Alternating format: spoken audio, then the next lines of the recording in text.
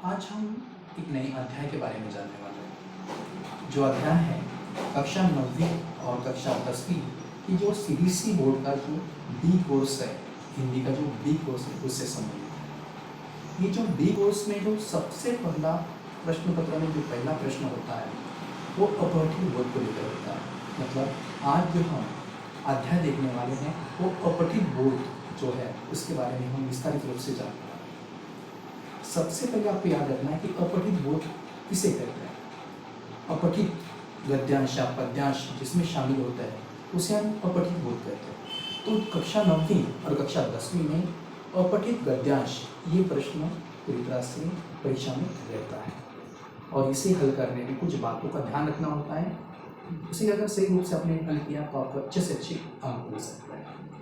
तो याद रखना है आपको कि जो अपठित गद्यांश है उसे कहा जाता है जो गद्यांश गद्य का ऐसा अंश जो हमने इस साल के पाठ्यक्रम में न पढ़ा। मतलब जो पाठ्यक्रम है आपका उस पाठ्यक्रम के बाहर से कोई अंश जो है आपके लिए परीक्षा में प्रस्तुत किया जाता है और उसकी अवधारणा को लेकर आपको प्रश्न के उत्तर देने होते हैं। याद रखिए कि ये जो अपठित बोध होता है, ये जो अपठित गद्यांश होता है, ये कक्षा 9वीं में ये जो होता है 10 अंकों के होता है। कक्षा 9वीं सीबीएसई का जो बी कोर्स है उसके लिए अपठित गद्यांश जो है ये 10 अंकों के लिए होता है। ये 10 अंकों में इस 10 अंकों में 6 प्रश्न होते हैं। पहले 4 प्रश्न जो होते हैं वो 2-2 अंकों के लिए रहते हैं। मतलब 8 प्रश्न उसके लिए हो गए, 8 अंक उसके लिए हो गए और जो बाकी 2 प्रश्न होते हैं वो 1-1 अंक के लिए रहता है। इस तरह से कक्षा 9वीं में 10 अंकों के लिए ये अपठित गद्यांश पर आधारित प्रश्न पूछे जाते हैं। कक्षा 10वीं में इस साल जो प्रश्न पत्र का प्रारूप बदला है उसके अनुसार जो है 4 गद्यांश रहते हैं, अपठित गद्यांश रहते हैं और उस चारों अपठित गद्यांशों में से आपको 2 अपठित गद्यांश हल करने होता है। दोनों अपठित गद्यांश जो होते हैं वो 5-5 अंकों के लिए होता है। मतलब इस पर वस्तुनिष्ठ रूप से जो प्रश्न होते हैं, वस्तुपरक जो प्रश्न होते हैं उसे पूछा जाता है। हर एक प्रश्न जो होता है 1-1 अंक के लिए होता है। तो एक गद्य के 5 प्रश्न मतलब 5 अंक, 2 गद्य के 2 गद्यांश के 5 प्रश्न मतलब 5 अंक। इस तरह से 2 गद्यांश जो होते हैं, अपठित गद्यांश जो होते हैं कक्षा 10वीं में वो 10 अंक के लिए होता है। अब सबसे पहले आपको ये ध्यान में रखना है कि ये जो गद्यांश है, अपठित गद्यांश है, हमने कभी पढ़ा नहीं, पाठ्यक्रम में पढ़ा नहीं है। ऐसा अंश आपके सामने प्रस्तुत रखा किया जाता है। तो प्रस्तुत करने का उनका उद्देश्य ये होता है कि वो विद्यार्थी की अवधारण क्षमता जांचना चाहते हैं, वो विद्यार्थी की विषय की समझ जांचना चाहते हैं और वो भाषा और शैली में किस तरह से बीच में जो संबंध होता है उस संबंध को आप किस तरह से स्थापित कर पाते हो इसकी भी जांच की जाती है, इसकी भी परख की जाती है। तो इसलिए हमें सावधानीपूर्वक इस प्रश्न को हल करने का प्रयास करना चाहिए।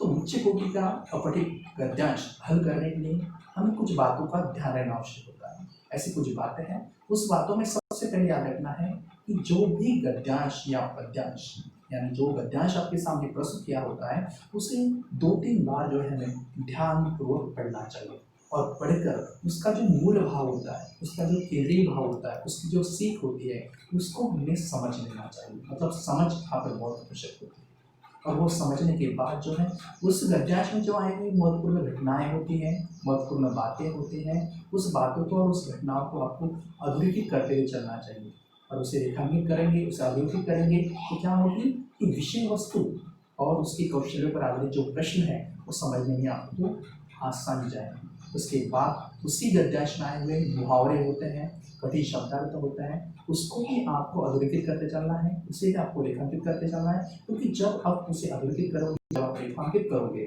तो उसी गद्य पर पूछे हुए जो प्रश्न रहेंगे, चाहे वो व्याकरण से संबंधित हो या भाषा संरचना से संबंधित हो, वो हल करने में आपको यहाँ पर बहुत सारी आसानी जाएगी। उसी गद्यांश में आपको एक प्रश्न रहता है कि उपयुक्त जो गद्यांश दिया है उसको शीर्षक दीजिए। तो याद रखना है कि जो शीर्षक देने वाला 1 अंक का प्रश्न रहेगा ये हमेशा अंत में हल करना है।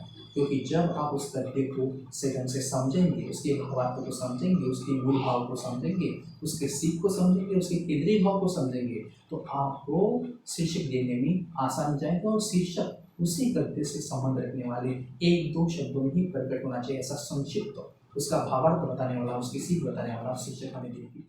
तो इस तरह से जो हमें उसका जो शिक्षक होता है वो हल करते समय हमें ध्यानपूर्वक हल करने का प्रयास करना चाहिए। अगला जो हमें सबसे महत्वपूर्ण बात जो ध्यान में रखनी है वो है कि हमें जो प्रश्न गद्यांश पर दिए हैं, चाहे वो कक्षा 9वीं में हो या कक्षा 10वीं में हो, उस प्रश्न को हमें ध्यानपूर्वक पढ़ना चाहिए।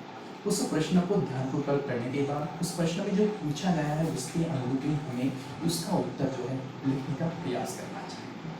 अगली जो बात है आगे हमें अंत में सभी प्रश्न के उत्तर एक बार जांच लेने चाहिए, क्योंकि जब आप प्रश्न के उत्तर हल करेंगे तो जल्दी जल्दी में आपसे गलतियां हो सकती हैं, और उस समय आपको याद रखना है कि सभी प्रश्न के उत्तर आपको जांच लेने हैं कि आपने सही उत्तर हल किए या नहीं, और उसी के साथ जो प्रश्न है प्रश्न के अनुरूप उत्तर आया है या नहीं। और दूसरी बात यह है कि अपनी जैसी वैसी पंक्तियाँ जैसे वैसे वाक्य वहाँ पर लिखने का प्रयास नहीं करना है, तो उसकी वाक्य रचना उसकी संरचना सही ढंग से की है या नहीं उसका ध्यान हमें रखना चाहिए। अगली जो बात है हमें सबसे महत्वपूर्ण याद रखना है कि जो हमें प्रश्न के लिए अंक दिए गए, हमने देखा कि कुछ प्रश्न के लिए अंक 5 है, मतलब 5 प्रश्न के लिए 5 अंक है, मतलब प्रश्न हर एक प्रश्न के लिए एक एक अंक है, मतलब 10वीं में हर एक प्रश्न के लिए एक एक अंक है, मतलब वस्तुनिष्ठ प्रश्न है, तो उसकी सीमा में ध्यान रखना है कि अगर एक अंक वहाँ पर दिया गया है तो ये आपका वस्तुनिष्ठ प्रश्न है, मतलब इसका उत्तर एक वाक्य में आना चाहिए। मतलब उस प्रश्न के अंक ध्यान में रखकर आपको लेखन शैली पर ध्यान देते हुए आपको उसमें ही शब्दों की मर्यादा में इसको लिखने का प्रयास करना है। व्यर्थ में अधिक से अधिक लिखने की कोई भी चेष्टा करना नहीं है। और जो प्रश्न 2 अंकों के लिए होते हैं वह 2 अंकों के जो प्रश्न होते हैं 25 से 30 शब्दों में उसका उत्तर आना चाहिए, उतना हमें ख्याल रखना है। मतलब करने का उद्देश्य ये है कि जो प्रश्न आप हल करोगे उस प्रश्न को जो अंक दिए हैं उस अंक के अनुरूप ही उस प्रश्न को हल करने का प्रयास करना है, उसके अनुरूप ही उसके उत्तर, उसकी शब्दों की मर्यादा, शब्द की सीमा तय कर लिखने का प्रयास करना है। जो गद्यांश होगा सबसे पहले याद रखना है कि जब आप उत्तर लिखोगे तो उत्तर लिखते समय जो गद्यांश होगा उसके भावार्थ को समझना है, उसके केंद्रीय भाव को समझना है, उसके मूल भाव को समझना है, और मूल भाव को समझने के बाद प्रश्न जो होता है उस प्रश्न के अनुरूप आपको उत्तर ढूंढने का प्रयास उस गद्यांश में करना चाहिए। मतलब गद्यांश के अनुरूप ही आपके प्रश्न के उत्तर आने चाहिए। किसी प्रकार की बाहर का उत्तर जो है अपनी मन के मुताबिक जो उत्तर होता है उस उत्तर को उस प्रश्न में डालने का प्रयास नहीं करना चाहिए। तो जो गद्यांश दिया है उस गद्यांश में जो उत्तर दिया है उस उत्तर को ही अपने संरचना में, अपने रचना में, अपने स्वरूप में आपको वहाँ पर लिखने का प्रयास करना है, लेकिन उस प्रश्न का उत्तर उसी गद्यांश के अनुरूप होना चाहिए। तो इस तरह से आप याद रखना है कि सीबीएसई 9वीं कक्षा और सीबीएसई 10वीं कक्षा का जो बी कोर्स है हिंदी का, उसमें उससे संबंधित जो प्रश्न परीक्षा में पूछे जाते हैं पठित बोर्ड पर, तो कक्षा 9वीं के लिए 10 अंकों का होता है, और 10 अंकों में 4 प्रश्न 2-2 अंकों के लिए होते हैं और 2 प्रश्न 1-1 अंक के लिए होते हैं। इस तरह से 10 प्रश्न का वो वहाँ पर 10 अंकों का वो प्रश्न कक्षा 9वीं में रहता है, और कक्षा 10वीं में वो भी 10 अंकों के लिए रहता है, लेकिन वहाँ पर उसका प्रारूप अलग रहता है। वहाँ पर 2 गद्यांश पूछे जाते हैं 5-5 अंकों के लिए, हर एक प्रश्न के लिए 1-1 अंक दिया जाता है। इस अनुसार 2 गद्य जो होते हैं हर एक गद्य के लिए 5-5 अंक होते हैं, और 5-5 अंक होने की वजह से हर एक गद्य पर 5-5 प्रश्न पूछे जाते हैं।